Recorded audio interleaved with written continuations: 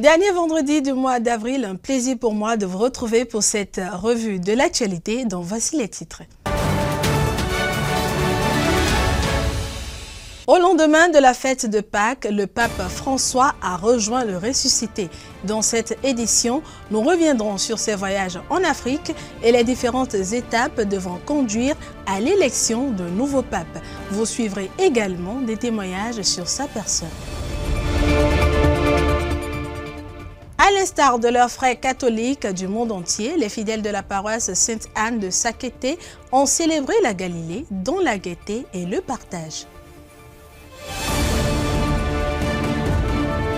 Page santé, dans cette édition, nous parlerons de la journée mondiale du paludisme célébrée ce 25 avril.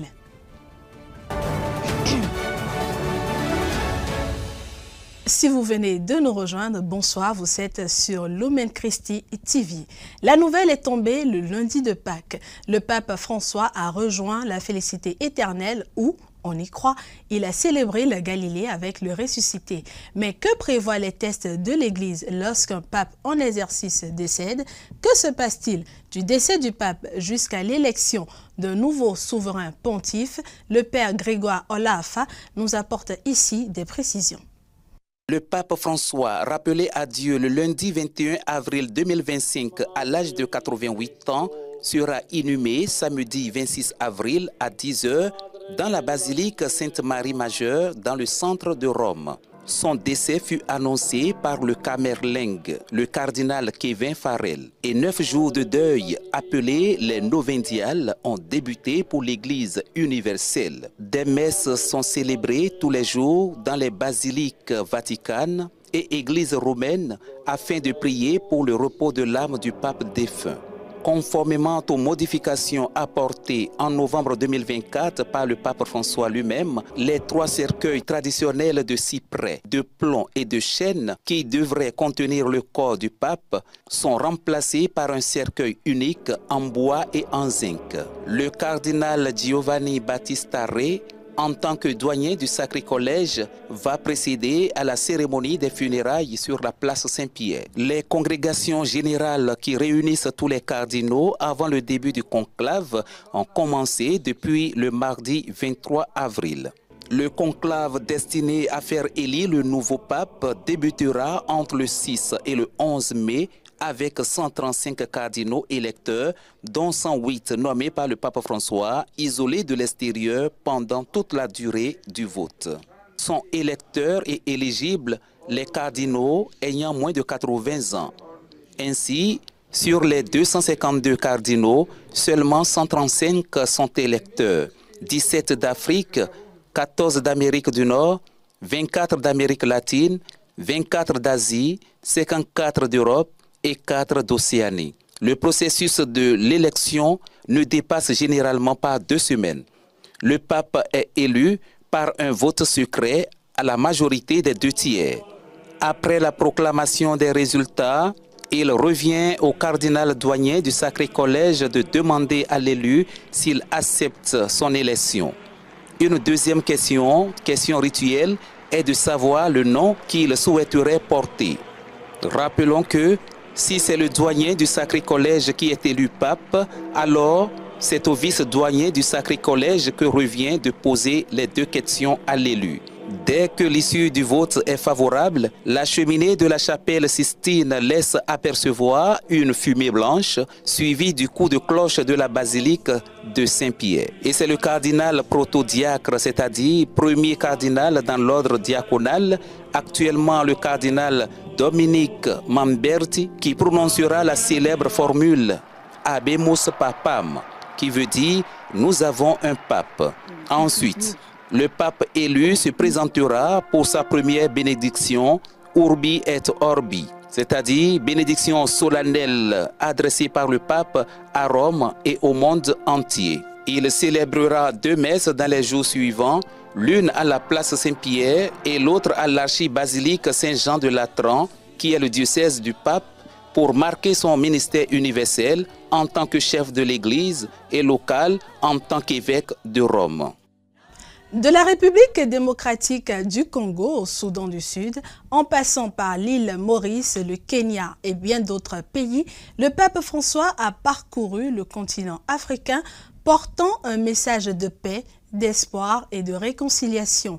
Plongé dans les coulisses de ces voyages historiques qui ont marqué à la fois l'Église et l'Afrique, Prince Donald Kpanou nous fait revivre ici cet temps fort.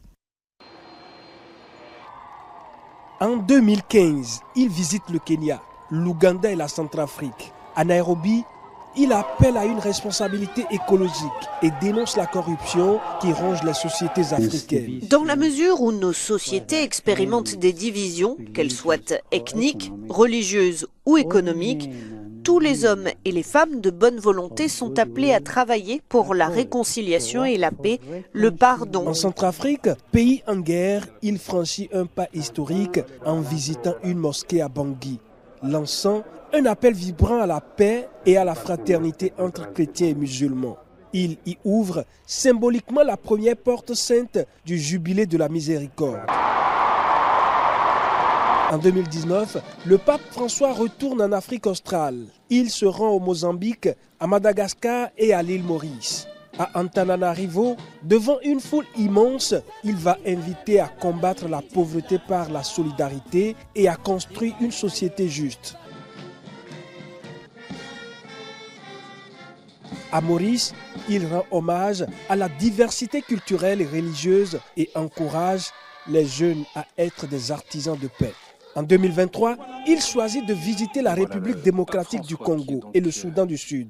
À Kinshasa, devant les victimes des violences de l'Est du pays, il va dénoncer avec force « ôtez vos mains de l'Afrique ». C'est un drame devant lequel le monde économiquement plus avancé ferme souvent les yeux, les oreilles et la bouche. Mais ce pays et ce continent méritent d'être respectés et écoutés. Ils méritent espace et attention. Retirez vos mains de la République démocratique du Congo. Retirez vos mains de l'Afrique. Cessez d'étouffer l'Afrique. Elle n'est pas une mine à exploiter, ni une terre à dévaliser. Que l'Afrique soit protagoniste de son destin. À Juba, il effectue un voyage œcuménique historique avec les chefs anglicans et presbytériens, appelant une nouvelle fois à la fin de la guerre civile. Au total, 10 voyages en direction de l'Afrique pendant son pontificat. À chaque étape, le pape François n'a cessé de livrer un message d'espérance. Appel à la paix, à la réconciliation, à la dignité humaine et à la justice sociale. Son regard sur l'Afrique est clair. Elle n'est pas un continent oublié, mais un poumon spirituel pour le monde. Depuis l'annonce de son décès, toute l'Afrique pleure un homme de Dieu proche de sa communauté. Quel souvenir garde le peuple de Dieu de ce 266e pape de l'Église catholique? Souvenirs et hommages, suivons ici les avis de 2 prêtres qui ont bien voulu se prononcer. Le pape François, c'était vraiment un cadeau du ciel. Dieu m'a fait la grâce de le côtoyer il y a de cela 3 mois seulement environ. C'était dans le contexte du jubilé des communicateurs et des journalistes au niveau mondial. Tous les journalistes catholiques, tous les directeurs nationaux de communication et tous les évêques présidents de la commission épiscopale pour les communications sociales étaient donc au rendez-vous à Rome du 24 au 30 janvier dernier. Le pape était en pleine forme, du moins physiquement pour ce que nous voyions. Il était avec nous, il a passé vraiment beaucoup de moments inoubliables avec nous. Et je me rappelle que lorsque son protocole voulait même lui remettre le discours qu'il allait prononcer, il a dit non, je préfère y aller directement. Et il a tenu un discours vraiment éloquent, vraiment cohérent, sans papier. Il faisait son bain de foule, il saluait tout le monde, il embrassait qui il pouvait embrasser, les enfants et tout. Et dans son message, ce que je retiens essentiellement, c'est communicare la speranza, c'est-à-dire communiquer l'espérance. Le pape revenait souvent sur cet aspect-là, surtout qu'il s'adressait à des professionnels du monde de la communication. Il leur disait de communiquer à temps et à content l'espérance parce que dans notre monde, il y a trop de souffrances, trop de personnes désespérées, il y a trop de situations qui peuvent éteindre la flamme de l'espérance. Le pape François est unique en son genre, comme d'ailleurs chaque pape. J'ai eu la chance de rencontrer les autres. Quand le pape François est arrivé, vu son âge et vu ses mouvements, sachant un peu quelle était sa santé, on se disait, c'est une pape de transition. 3 ans, 4 ans, il va passer la main à un autre. Mais non, il nous a surpris, et bien des manières. C'est vrai qu'il y a eu des positions qui nous ont fait réfléchir, nous ont mis même en boule. Mais c'est un bon pape, un très bon pape, qui a permis d'agiter des questions pour qu'ensemble on réfléchisse. Il n'était pas là pour proposer des solutions, mais il agitait beaucoup de questions pour que la réflexion de toute l'Église conduise à un lendemain meilleur pour l'Église. Et je bénis le ciel pour lui, aujourd'hui qui s'est endormi, que le Seigneur, dans sa miséricorde, l'accueille dans sa maison et lui donne la couronne de gloire. Corps du Christ et membres de l'Église, les fidèles chrétiens ont également été touchés par le départ du pape François. À travers le monde, ils s'organisent pour prier pour le repos de son âme. Mais comment les fidèles béninois vivent-ils ce temps de deuil? La réponse dans cet élément. À l'instar de la communauté chrétienne catholique des autres pays, le Bénin pleure également le départ du pape François. La nouvelle a choqué plusieurs fidèles qui ne peuvent que se fier à Dieu. La mort du pape nous a tous surpris. Et nous sommes endeuillés. Et des souhaits pour un ami, pas que si d'Ericho, et des souhaits pour un ami qui d'Ericho. Mais du coup, tout le monde que nous contenons. Donc, des milliers c'est le lundi, après 7 heures, dans les cours, et nous venons nous faire. Nous aurons souhaité le voir longtemps, les proches de tout le monde. Donc, c'est un choc, vraiment, c'est un regret de le voir partir. Après tant de lutte contre la maladie qu'on a cru qu'il devait être encore silaté un peu avec nous. Mais hélas, vraiment, c'est un regret. Les réformes au sein de l'Église par le pape François, ces actions ont impacté positivement la vie des fidèles au Bénin. Papa, on a vraiment la joie de l'Évangile. Il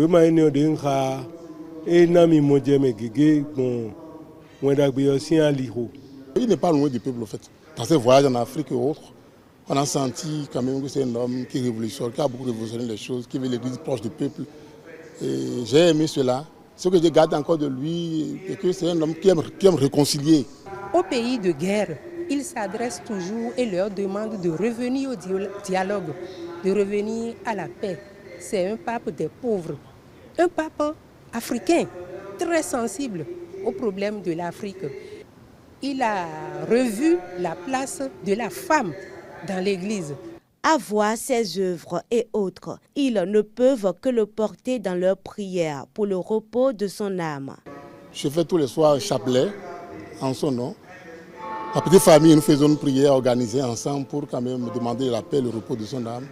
Bon, d'abord en famille, après la prière du foyer, nous essayons de réciter 3 « Je vous salue Marie » pour le repos de son âme. Et lors des célébrations eucharistiques, à la fin, d'abord après la prière du prêtre, à la fin, j'essaie de rester à l'intérieur pour faire au moins 2 « Je vous salue Marie » pour le repos de son âme, madame. Et surtout, on garde silence en respect de sa mémoire. On garde silence et on prie intérieurement. Il ne faut pas beaucoup parler, il ne faut pas beaucoup s'agiter. Le pape François est décédé. La communauté chrétienne catholique est invitée dès lors à s'unir et vivre dans l'espérance comme le désire le désormais regretté pape François. Pour le repos de l'âme du pape François, une messe est en cours en ce moment même à la cathédrale Notre-Dame de Cotonou. Consacrés et fidèles prient pour la béatitude éternelle du souverain pontife. Suivons ensemble les premiers instants de cette célébration eucharistique.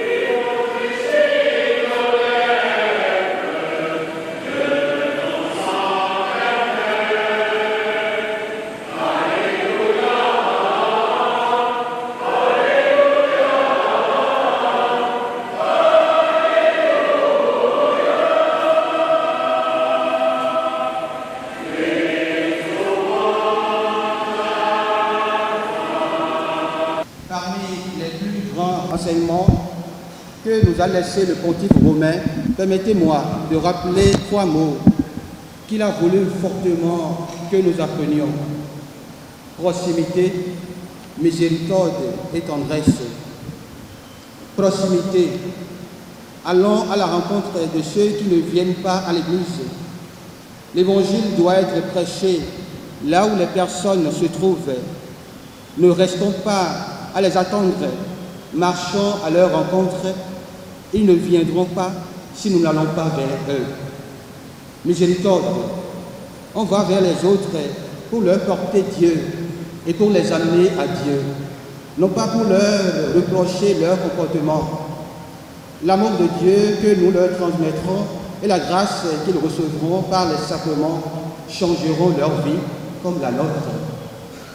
Tendresse. Une fois que nous sommes allés vers ceux qui sont loin et qui, par la miséricorde de Dieu, se sont rapprochés de l'Église, on doit les traiter comme chacun de nous est traité par Dieu, avec tendresse, avec respect, avec soin, en les aidant à croire dans la vie spirituelle.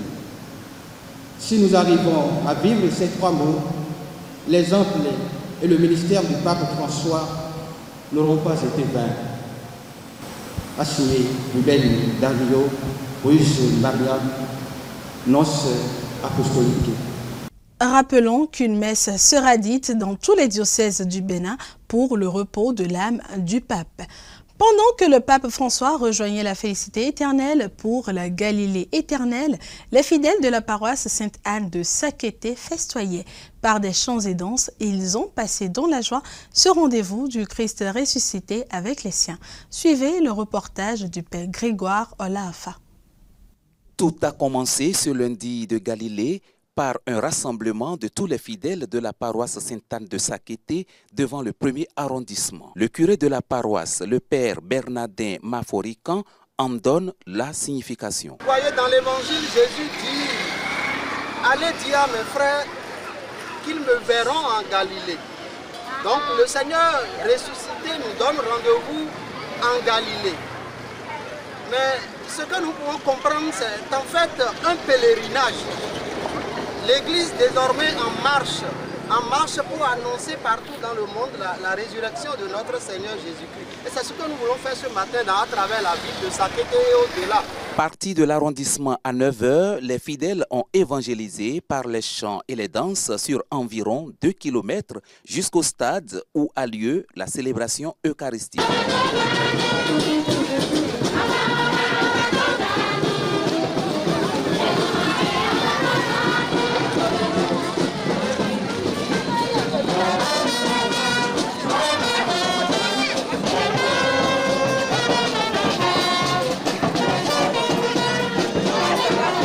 Dans son homélie, le célébrant a invité les fidèles à être de bons messagers de la résurrection du Christ. Mais le messager que nous ne devons pas être, c'est le messager comme les gardes du tombeau. L'évangile a dit, mais ils sont allés, et c'est eux-mêmes les gardes, ils ont été témoins de la résurrection de Jésus. Et c'est eux-mêmes qui sont allés raconter que Jésus est ressuscité. Mais après, voilà, on les a travaillés, et le message a été tronqué.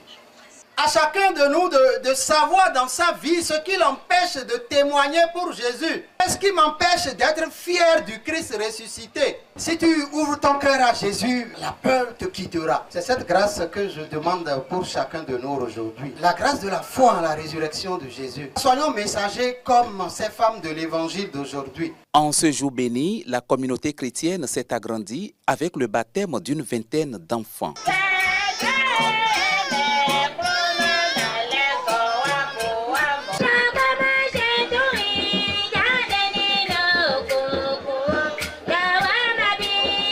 Après le rite de la communion, place fut laissée aux actions de grâce de la chorale des enfants, des Pauline et Paulette et de tout le quartier d'Agbao.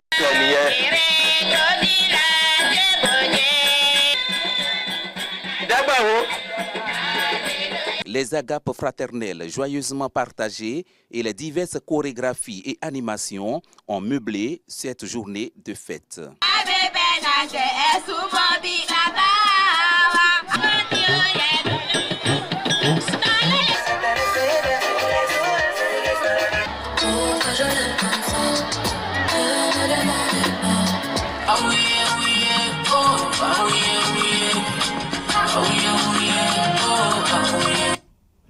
Ouvrons une page santé dans cette édition. La communauté internationale célèbre ce 25 avril la journée mondiale du paludisme dont le thème annuel est « Le paludisme se termine avec nous, réinvestir, réimaginer, rallumer ». Au Bénin, le paludisme reste l'une des premières causes de mortalité. Revenons sur les symptômes et la prise en charge de ce mal sous nos cieux. Le paludisme a beaucoup de symptômes.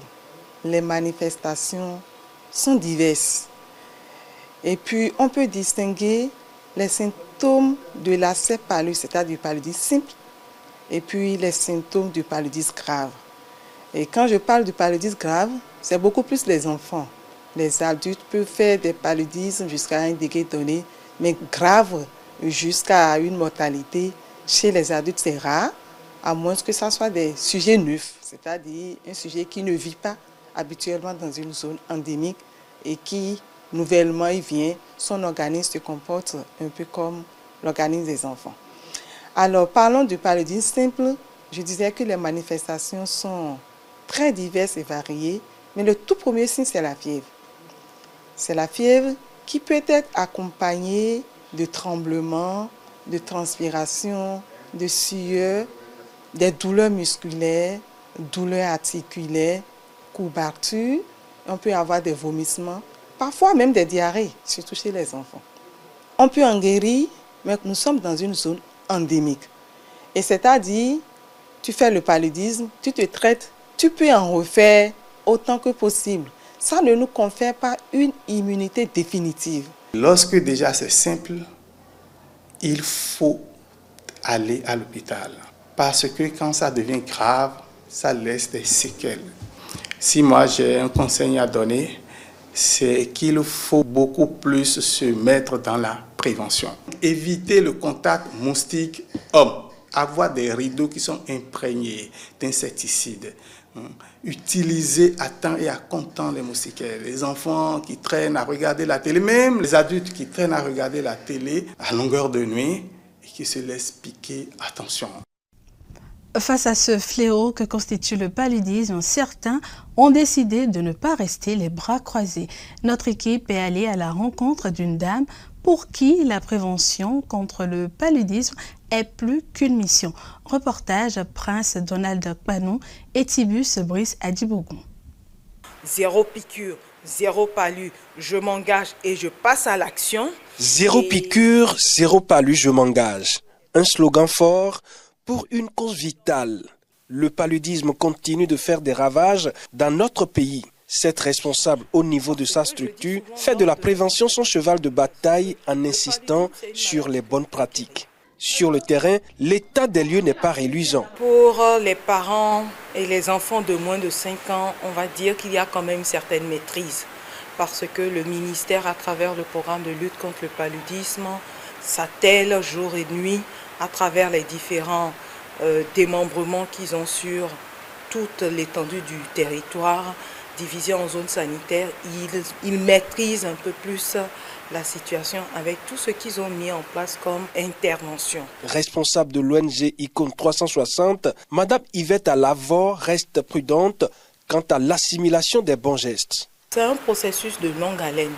Il est bien d'avoir les interventions, il est bien d'inciter les gens pour un temps à adhérer à ces interventions, mais il faudrait qu'il y ait une pérennité dans tout ce qu'on est en train de faire, surtout au niveau de la communication.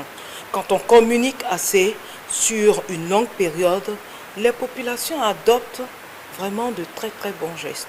Mais dès qu'on baisse au niveau de la sensibilisation et de la communication, les mauvaises pratiques, elles ressurgissent. Une question, est-ce une ignorance des populations, les bonnes pratiques, ou une mauvaise foi? Et quels sont d'ailleurs ces gestes simples qui sauvent? Les premiers gestes déjà, c'est de dormir sous moustiquaire, première chose. Deuxième chose, quand on est à l'air libre le soir, avoir des répulsifs. Dans les villages, ils ont toutes sortes de répulsifs naturels, d'accord? Les plantes, la citronnelle, les feuilles de tomates, des trucs comme ça. Dans ton environnement immédiat, il faudrait que tu évites d'avoir des poches d'eau. Tu as un jardin, à un moment donné, il faut prendre ta roue pour pouvoir arranger ton environnement. C'est bien les médicaments, c'est bien tout ce que le programme de lutte contre le paludisme fait sur le terrain, mais je dis, il faut encore plus, il faut changer les mentalités, il faut adopter des valeurs, les bonnes valeurs sur vraiment le long terme. Zéro piqûre, zéro palu dans nos ménages. La lutte contre le paludisme n'est pas seulement l'affaire des autorités ou des ONG, c'est l'affaire de tous. Chaque geste compte, chaque action de prévention peut sauver une vie. Ce sera tout pour cette revue de l'actualité sur Lumen Christi TV que je vous remercie d'avoir suivi. Merci à toute l'équipe de réalisation. Continuons de prier pour le repos de l'âme du Saint-Père. Bon appétit à vous si vous êtes à table et bon week-end.